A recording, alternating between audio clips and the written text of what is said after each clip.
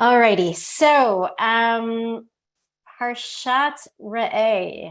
All right, so last week, for those of you who are with us, we talked about on the occasion of Parshat Ekev Tishme'un, and the importance of hearing. We spoke about Shmi'ah, Shmira, and Asiya as this kind of three-part way of, let's say, engaging spiritually, moving from Na'aseh v'nishma, from doing first and then sort of taking in, to this inversion, which seems to have been the a priori wish of God to begin with, which is that we should have the pause and the internalization before we engage with the world itself. Today, we are going to talk about a different sense, or at least we're going to anchor our study in a different sense, and that is re'iyah, or seeing. This week's Parsha, Parshat Re'eh, begins Re'eh Anoki, which means see, I, noten lifnechem hayom bracha u'klala. God says, today I set before you on this day blessing and curse. Et habracha asher tishmeu el mitzvot Hashem Elokechem asher Anoki mitzaveh etchem hayom v'klala im lo tishmeu el mitzvot Hashem Elokechem v'sartem min haderech asher Anoki mitzaveh etchem hayom lelechet achrei Elohim acherim asher lo yidatem. Which means, again, see, I set before you this day blessing and curse. Blessing if you obey the commandments of your God that I enjoin you upon this day, and curse if you do not obey the commandments of your God, but turn away from the path that I enjoin upon you this day and follow other gods whom you have not experienced. Okay. Coming back to this opening statement, Re'eh Anoki noten lifnechem hayom bracha u'klala. I set before you today blessing and curse. So on this particular verse, I didn't include the Rashi, but Rashi implicitly asks, what is the blessing and the curse, or what is being, let me rephrase that. What is being set before the people? Re'eh anochi noten lifnechem hayom bracha u'klala. I'm giving you a blessing and a curse. What does that actually refer to? We soon find out what the consequences are of following the blessing or following in the way. Sorry, if you follow in the ways of the mitzvot, then you get blessing. If you don't follow in the ways of the mitzvot, then you get curse. And Rashi just kind of qualifies that later on, in a couple of chapters, there will be references to blessings and curses that are said on different mountains of Har Grizim and Har Eval. And he suggests that very reasonably that this in fact is a kind of precursor or a preamble maybe to those blessings and curses.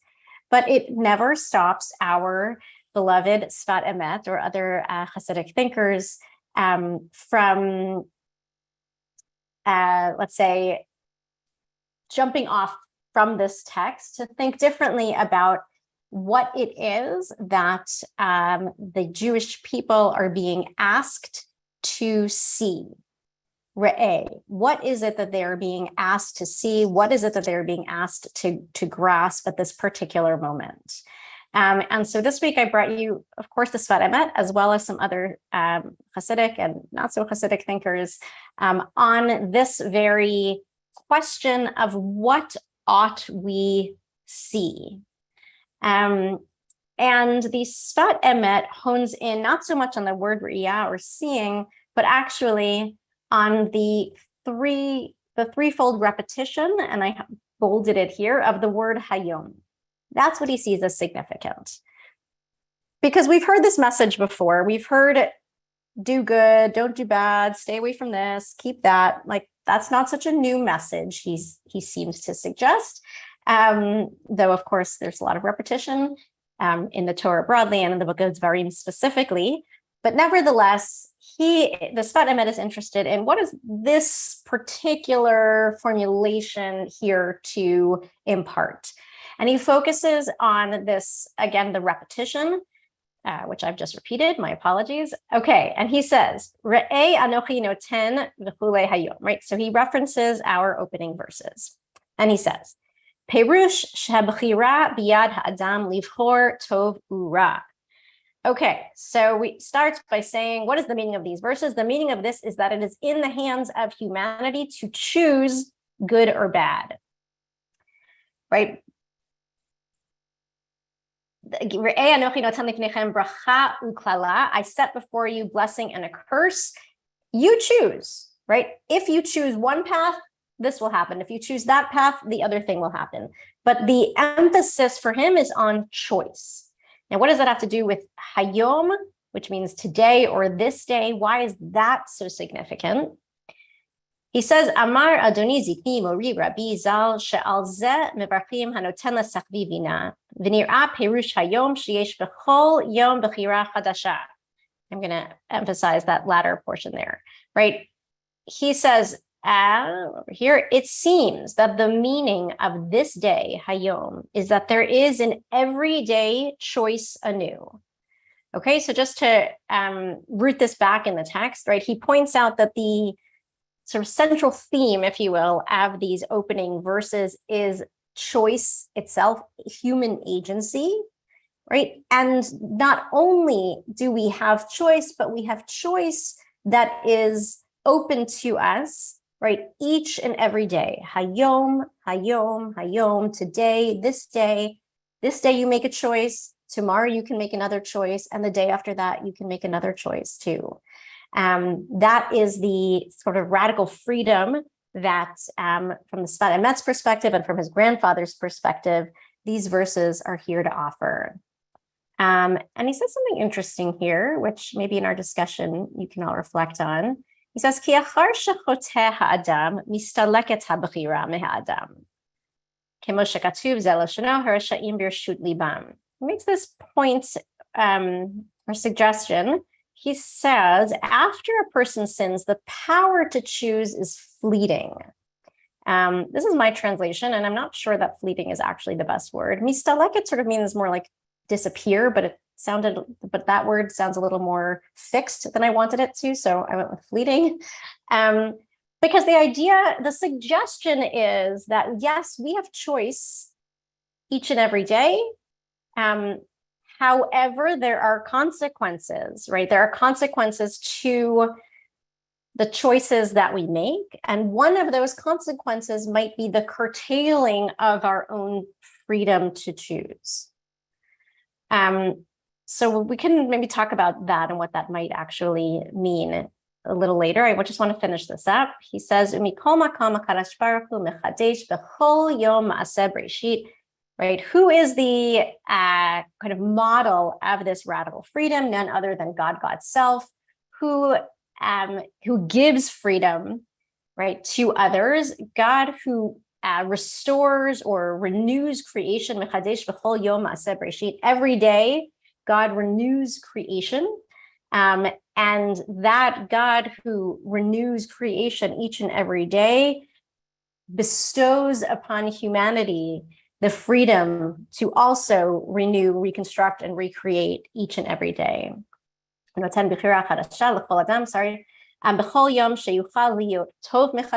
choose to be good all over again. And that's a quote from the book of Chizkiyahu, which we do not need to stay on. So let me just recapitulate. So again, we have this opening, Re'eh Anoki, see, I say the following, or see, I set the following before you. What is it that's being set before you? Right, Rashi says it's just the blessings and the curses that are about to be stated. And the Sfat Emet says, no, this is actually an invitation to freedom itself, to the recognition that every day is a new opportunity. Every day one gets to choose anew. We could, of course, have a conversation about how that may be a privileged position to put forward, and how not everybody maybe can have all the choices in the world. And that I think is a reasonable place for us to go. But I also would just sort of ask us to consider that choice here is specifically right about moral choice, spiritual choice, and certainly not physical in nature. And so when he says that you can choose every day, yuchal liot tov mechadash, to be good, right? It doesn't mean you get to choose every day to have good or to experience good, but to be good or to put good into the world. that he suggests is a choice that we can make, and one that we need to, and that capacity, that freedom is something that we need to be reminded of over and over and over again, because we are so inclined toward inertia and toward curtailing our own sense of freedom. I'm purposefully going quickly. I apologize. But today I also just want to bring you a bunch of other folks on the page, and that will take a little bit of time. So that's where the Sfat Emet goes with this. But I did want to share with you the thinking of some others, other Hasidic thinkers. You could see time-wise, well, this is from 1873. What we're about to read from the Ma'or B'Shemesh is a little bit earlier. And what the Ma'or B'Shemesh brings us is a different literary move that I think is interesting and worth unpacking. And that is that rather than anchoring the interpretation in the word hayom, or today, or this day, he focuses on the word Anoki. Re'eh Anoki, see Anoki, or see I. And perhaps you might already be thinking about other places that the word Anoki is prominent. Anoki Hashem Elokecha Asher Hotzeticha Me'eretz Mitzrayim is the first of the 10 commandments, right? God's self is referred to as an Anoki.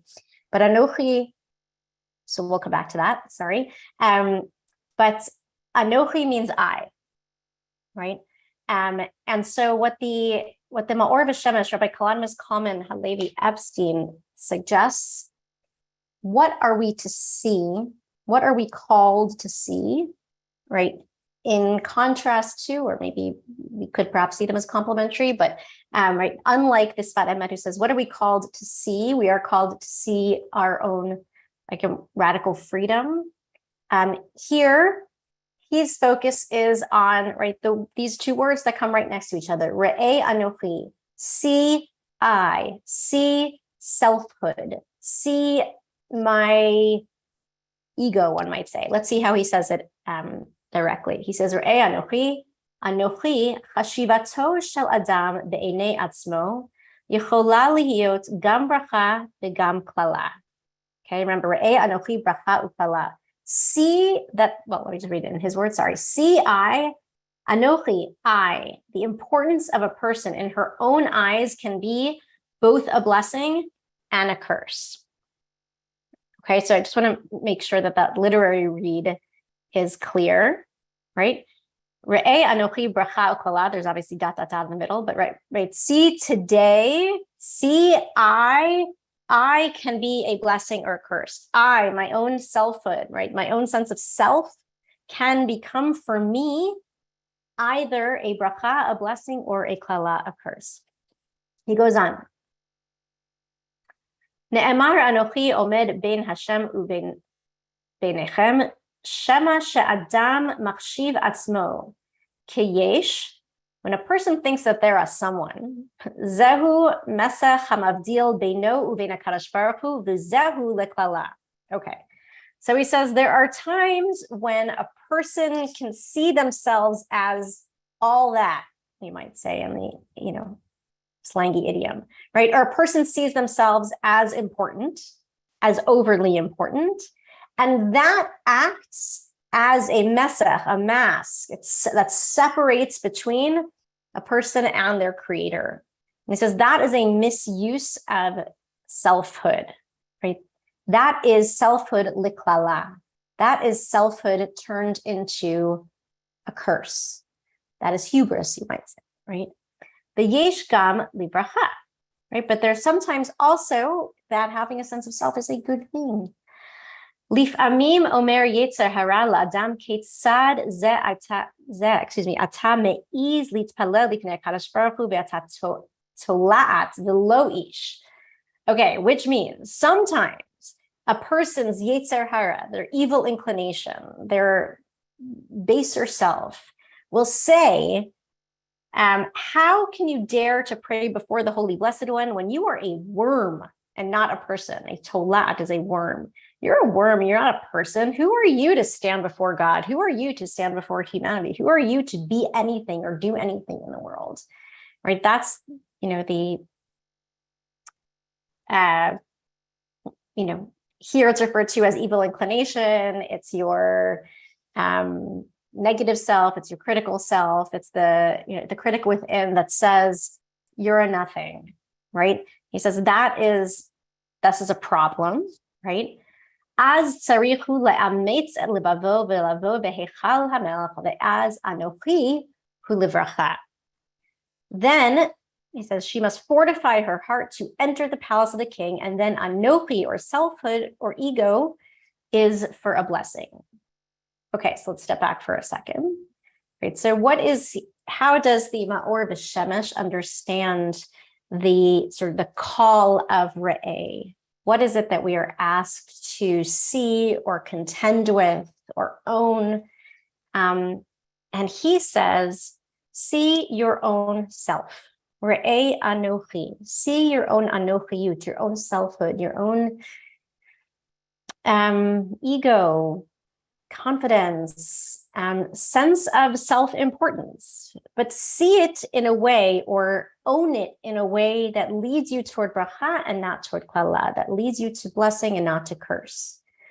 A sense of selfhood that is inflated, right, becomes an obstacle to relating to the divine. I'll say an obstacle to relating to other people, right? When my own sense of self is so primary, right? Nobody else really gets a say, right? It pushes people away. It pushes God away. But super important, or a super important addendum to that is that its opposite is also a problem. A lack of sense of self, right? A feeling of over humility, let's say, right? I'm a nothing. I don't have anything. I'm a worm.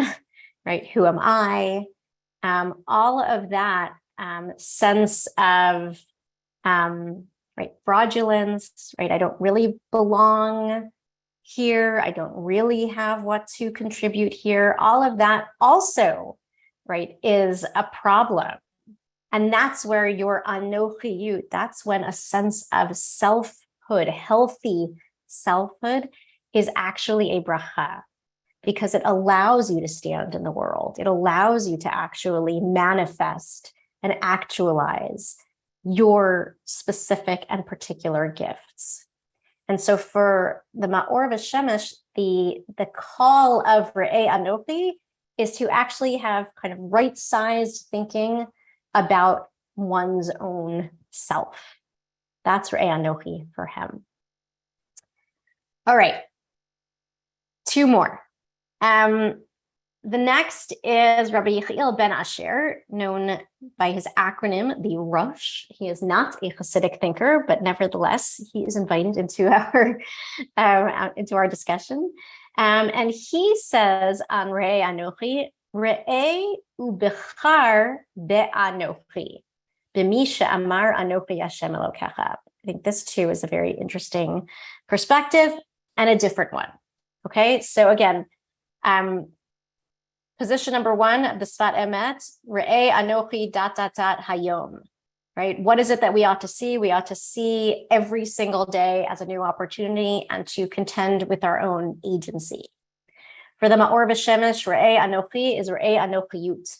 See yourself, contend with your own ego, and make sure that it is healthy, right-sized, not inflated, and also, as importantly, not too deflated. Both of those are obstacles. So really own yourself. Position number three, Re'eh Anochi, capital A Anochi, so to speak, right? See Anochi, behold and choose the Anochi, or choose in the Anochi, the one who said at Sinai, I am the Lord your God, right? The first commandment, as I said before, right? Anoki Hashem Elokecha. God identifies God's self as Anoki. Right? That is God's introduction to the Jewish people collectively, right? And the collective revelation is Anoki. And we've talked in, feels like a long time ago, back in the book of Shmot, when we were looking at that revelation, this word Anoki has so much packed into it. Whether it's the Aleph, which is itself a letter that is just a vowel, basically, it doesn't have a sound. And so there's a lot of beautiful Hasidic writing on the Aleph of the Anoki as being essentially the contentless communication of presence, of like, all you need to know is or is I am here. That is all. Then the rest is commentary. I'll stop there with the commentaries that are not on this page and come back to this one. Re'eh Anoki. Here, I think one could also kind of invoke some of what the Sfat Emet suggested about radical choice. Here, interestingly, it's not a radical choice to do good in the world, but it's actually a radical choice to see God. Re'eh Anoki. Choose to see, right? Re'eh ubechar be'anochi. See and choose the Anoki, the capital A, the I, the God who spoke at Sinai, or the God who so self-identifies, you might say, right? That's your choice, right? And here, I don't think the Rush certainly predates existentialism, and as does the Ma'or V'Shemesh, but there are kind of deep existential threads here about the power that we human beings have to choose ourselves on the one hand, our own anochiyut, and also to choose faith, if you will, right? We choose how we orient ourselves in the world. That is a statement that I'm not sure that the Rosh himself would quite take it to that point, but that's what I hear in what he's saying, right? Re'eh ubechar ba'anochi. Behold the world, right? Behold your life, and you get to choose which frame you want to see it through. Here is an invitation: see it through the lens of Anoki, see it through the lens of divinity, essentially. But it's a choice. It's a choice that you can make hayom, each and every day. Again, coming back to the Sfat Emet there. Okay. And finally, the Ma'or V'Shemesh. The Ma'or V'Shemesh is Rabbi Nachum Tversky of Chernobyl. And he says, Zehu re'eh anochi noten lifnechem b'chol ma she'ata ro'eh b'dvarim sheba'olam teda shesham anochi noten lifnechem bracha uklala. Okay. I see this as a kind of expansion, even though, as you could see from the dates, they're clearly not commenting on each other. In my mind, they are related in a related conversation. The Ma'or Einaim says, this is the meaning of see, I set before you this day. In everything you see in this world, know that I, Anoki, am there in it, placing before you blessing and curse, good and evil, mixed together in all. I didn't read that in Hebrew yet. Shehu b'chinat tov v'ra ha'me'urav b'chol hadvarim kanizkar la'el. Al yedei shero'eh hatov sheb'chol davar u'mekarvo la'alufo shel olam habracha ba'a al yedei zeh. He says, by seeing the good in everything and bringing it closer to the ruler of the world, you bring about blessing in the world. Okay, so back to radical choice. We've, the way that I'm thinking about this, at least, right, is that we have the Sfat Emet, radical choice, to just recognize that we have the capacity to choose each and every day. And then we have some more specificity about what is it that we might choose every day, or what is it that we are, right, called again to see and contend with. The Ma'or V'Shemesh, see yourself. The Rush, see Anoki, see God. And I think what the Ma'or Einaim offers is see good, right? What he says is everything has tov v'ra me'urav b'chol hadvarim, right? Which means good and evil are always present in everything. Everything is ambiguous. Everything has a silver lining, and everything can also have an underbelly. And what are we going to do with that? What do you choose to see? What choice do you want to make? And he says, right, choose when you encounter and you get clear on this ambiguity, or when you just experience things ambiguously, you have a choice. You can choose al yedei zeh shero'eh hatov shebechol davar mekarvo le'alufo shel olam habracha ba'a al yedei zeh. Okay, so again, on this kind of existential theme, right? The original text itself from the parsha says, right, Re'eh Anoki bracha upala.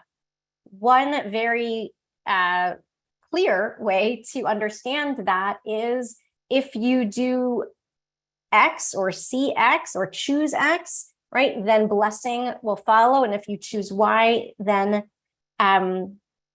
curse will come to you, by which I mean seeing it's presented in the terms of reward and punishment. But what the Me'or Einayim is saying here, right, is not that you will be cursed or you will be blessed because you're making the right choice or the wrong choice, but actually that your choice to see blessing in the world or to see good in the world is what blesses you, right? Is what enables you to experience blessing. Not that there's something external per se that is, zapping you with good or bad, but that the choices you make and the way that you or I choose to, again, kind of orient, or the lens that we place upon the world has everything to do with the way that we then experience the world. And so, right, habracha ba'a al yedei zeh means, right, you bring about blessing in the world. That's the way I translate. I'm not sure that's perfect, but right, on account of the choices you make to see blessing, that by way of that you will experience blessing. That is a statement of the Me'or Einayim. I believe that's it. Okay, so for different viewpoints, you can see them as complementary. I don't think there's so much at stake in that question, but I wanted to share some of what I think is the richness of these different, right, of this single text that yields, right, 4 different or related pathways to understanding.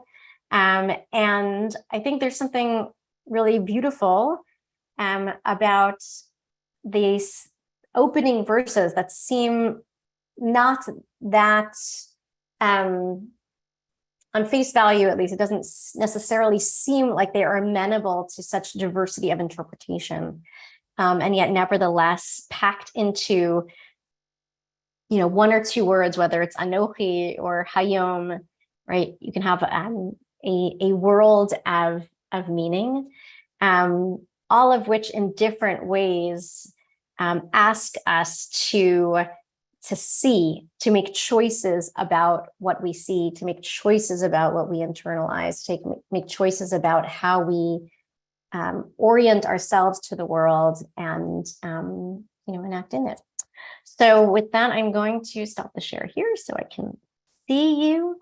I'm sorry, I'm just seeing the question of, can you increase the font? My apologies. But okay, so questions or comments? What have we got?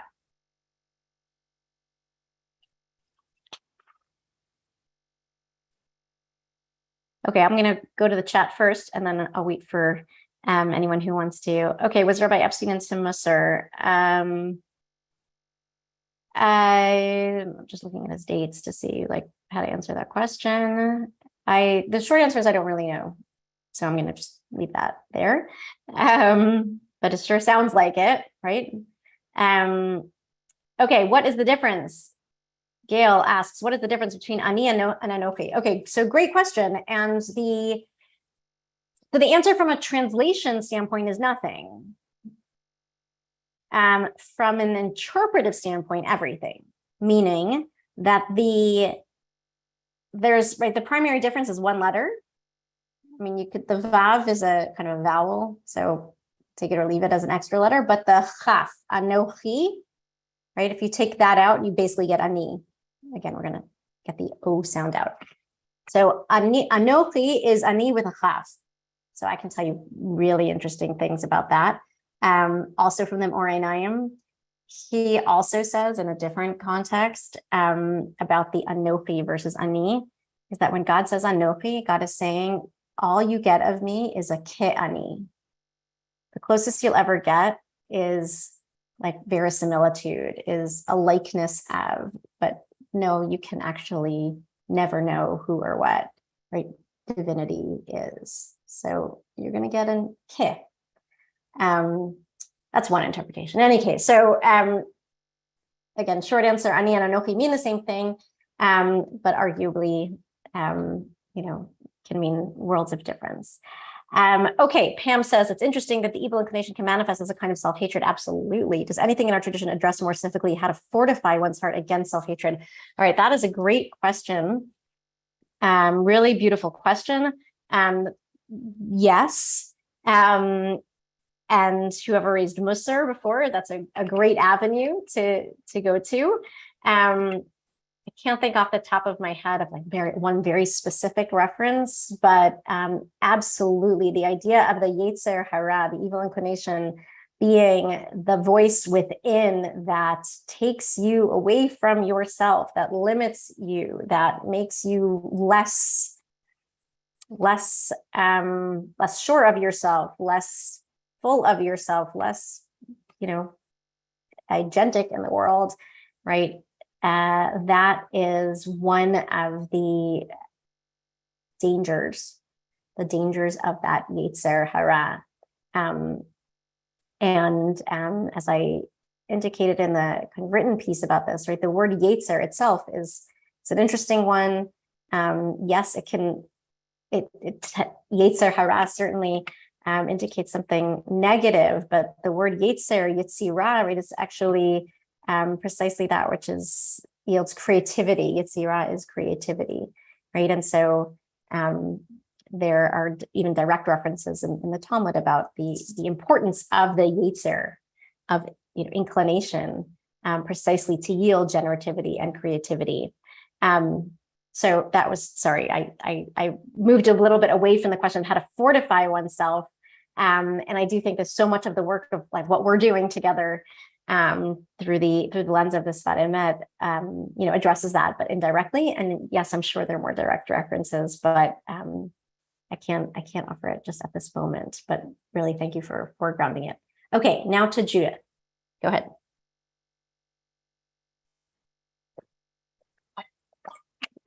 Unmuting issues.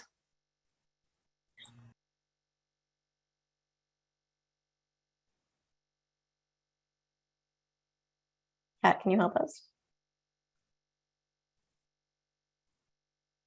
No?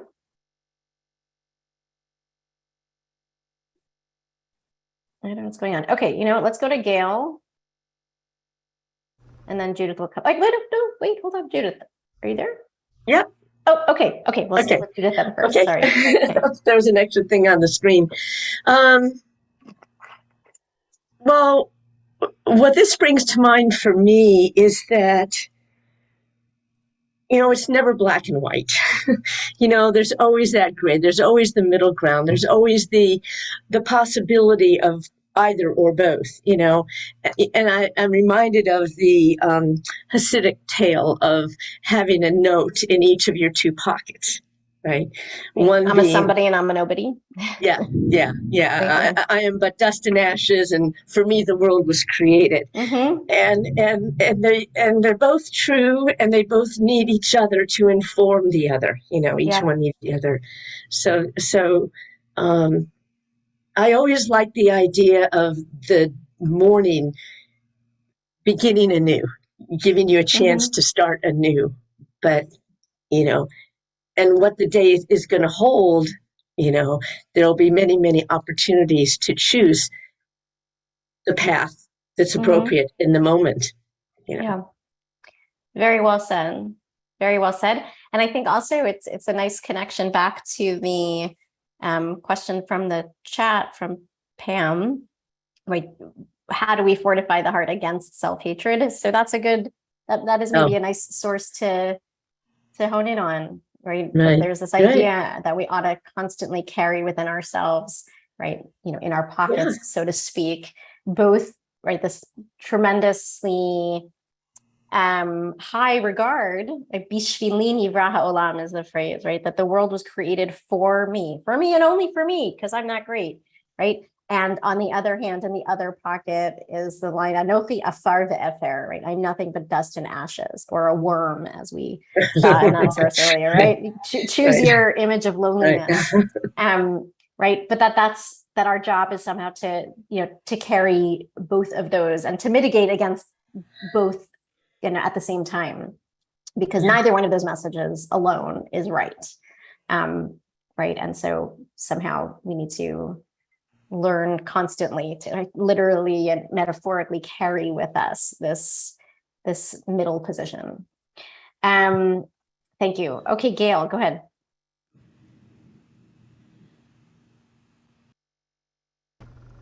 Okay, so I'm back to this Anoki thing again. I'm a beginning Hebrew student, so I'm really interested. And my question that I've been wondering about for a while, I understand what you said, that the Anoki has the extra consonant, but does Anoki always refer to like God, divinity, and Ani as a person, or could I actually say Anoki for myself? Rebecca has an opinion about this. Do you want to share? So Anoki is very formal and a little bit archaic. So if you said, like you were in the marketplace and you wanted to buy, tomatoes, and you used the word Anoki to refer to yourself, I want to buy.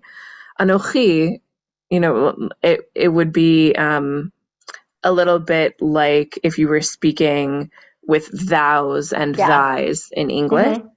But if you were writing a poem, you could totally throw it in there. Yeah, and I'm also thinking Torah-wise, Rebecca, does anything come to mind for you where Anoki might reference a person? I suspect the answer to that is yes, but I don't know off the top of my head. You can come back to us on that, Rebecca, if you know.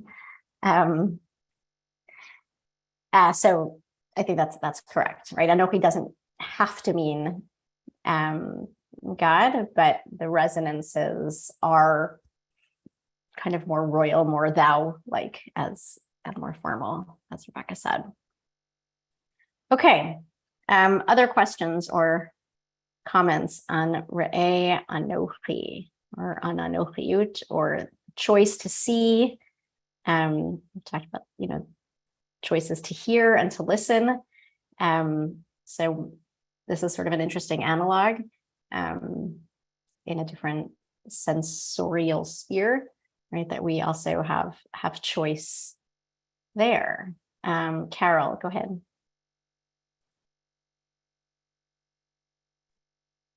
Okay, can you hear me?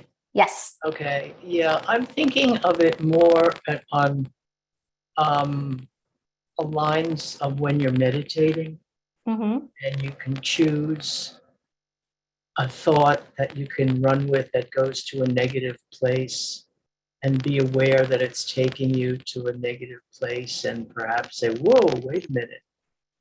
I don't necessarily have to go there or think that, or I can, shift. It's like that moment of awareness, of insight when you're meditating to say, oh no, that's my mind doing that. I don't need to do that, and bring your attention back to the breath as being present, the Anoki, the self, not the full ego that's trying to, or the Yetzer Hara, or the ego that's trying to take you someplace else or travel down what will happen if, when, and how, or why did you do this or that, but to bring you back to that Anoki, in a sense, like every day or every moment I have that opportunity to choose the blessing and not choose Exactly. the negative. Mm-hmm. That's exactly right. Thank you. Thank you for translating that a little bit into practice. Okay, Rebecca's given us a reference. Right. She says, remind me.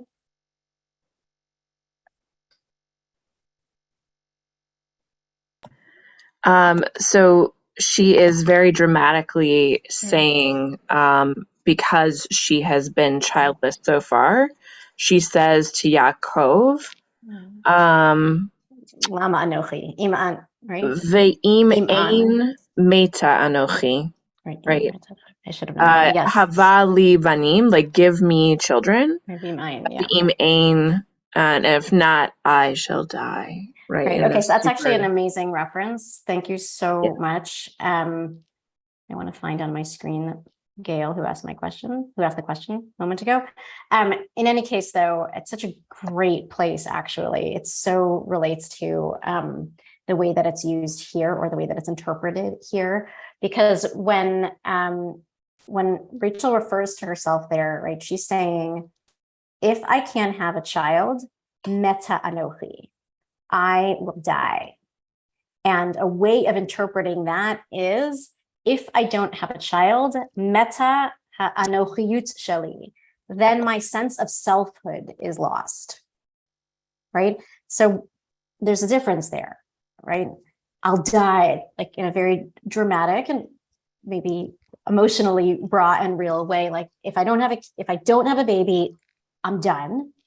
And then there's a little bit of again, kind of more psychologically nuanced read that says, like, my sense of self is just hollowed out if I cannot be the mother I envisioned myself to be. And that is a wonderful use of Anoki there, right? In that sense of kind of right-sized self. I'm trying to find the right words, not self-importance, but it's just sense of self, right? And that Rachel herself, who so yearns for a child and can't have one, is really consumed with, right, her fertility is bound at with her own sense of self, and there's a way in which there's a hope, at least, that there could be at least a little bit of a separation, but that she is owning that her sense of self is entirely bound up with that. But it's a great use of the word Anoki for a person. So really, thank you for that. Julie, hi, go ahead. Hold on, we don't hear you. There you go.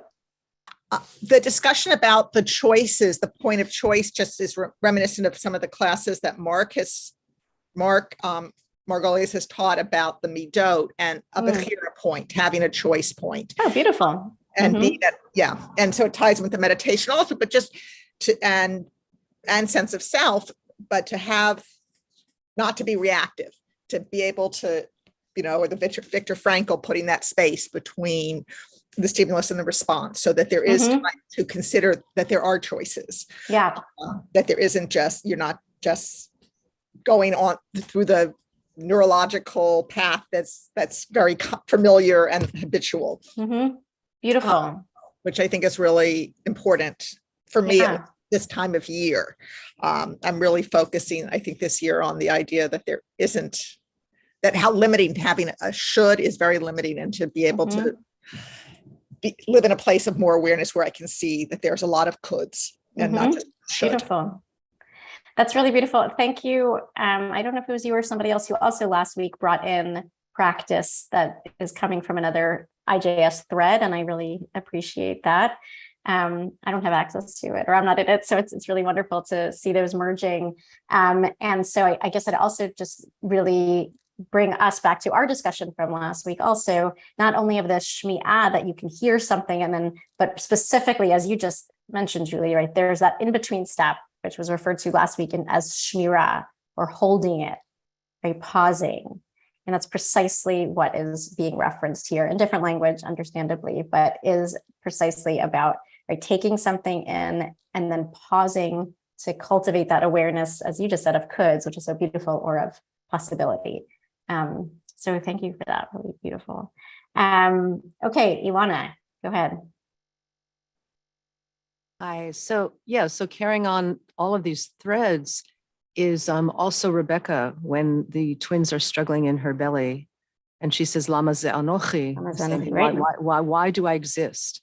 Mm-hmm. And so I think, thinking about what Julie said about the should and the could, and about Rachel, we have two very different views now of two, really primal women in the matriarchs, in different positions regarding how they see themselves and their identity through fertility. And so we're back now to the, how do we look at what's happening to us? If I should be pregnant, or this should be an easier pregnancy, and in any case, we look at all the things that do befall us and think, why do I exist? Why is this happening to me? Why am I being picked on by God, or whatever? What have I done in my past life? And we begin to focus on that. And here we can choose to see that there's, for some reason, God's hand is in this, even if I can't see it. And I know that this sort of thinking, it's almost like a magical thinking, for me personally, has helped me a lot through, how can I say this? When the winds of political fortunes are not going the way that I think they should be going, it helps me understand that there are longer trajectories to all of these happenings, even if I don't see them in my own life, that I can learn to approach. Not that I would stop doing the activism that I feel is important, and I would stop fighting for what I believe in, but I can keep myself a little calmer, and not rush to Facebook immediately to answer, and make those choices about how I behave in the public sphere as well. And also in the private sphere, a lot of personal challenges that I've had in the last 2 years have been extreme. And it often helps me to remember, I'm for me personally, in my beliefs, God is there with me. And I don't know exactly what the blessing is yet. I can't always see it, but if I believe that I can find it over time, it changes my perspective and helps me get through to whatever other side it is I need. I'm looking to get to whatever, result, or just getting through a tough period. So I think these texts for me are very critical in my emotional and spiritual, and therefore also physical well-being. Thank you so much. I'm sorry that you have needed them, but I'm glad that they could be there. And thank you for sharing that. I see that Carol has her hand up one more time. I'm just going to respond. I haven't metabolized this fully myself, but I'll just say that on a related note to what Ilana just shared, I'm just kind of running after a bus today because I actually was at a bar mitzvah this morning, an hour and a half from where I live. And since I fear I will botch this, I'm not going to say it in the person's name. But I heard a Dvar Torah about Re'eh, and the suggestion was that that Moshe, who doesn't get to see the land, right, and is so bothered by that, he's somebody who has to understand and come to learn that seeing does not only mean seeing that which is directly in front of you, but actually playing the long game, or having the capacity to see at a distance, to gain perspective, essentially. That was very interesting in contrast to, let's say, the Avraham character, Vayara Tamakom Merachok, right? He's someone who seems to have to be able to see it at a distance, which can mean a bunch of different things. But Ilana, I'm just called to mind when you said that, the idea of re'eh, of seeing, doesn't only mean see only that which your eyes can literally see if you are so blessed, right? But to actually be able to cultivate a longer term vision. Maybe that's the difference between seeing and vision. I don't know. Right, that seeing what's before your eyes versus the long term. So just sharing that with you because it's something that I just heard. But thank you, Ilana. Okay, and now Carol, go ahead. I didn't realize I was still unmuted. I apologize. I was becoming aware from what Ilana was just saying in terms of my relationship to God with this, is that many, many, many years ago, when I was diagnosed with my first cancer, someone asked me, what if God is in the cancer? And in terms of all things, all negative, positive being within everything, there was something in that moment where God being in the cancer was like, God is in me. Whatever the cancer is about, not God causing it, or anything like that, but God is in it. So it's part of everything. That's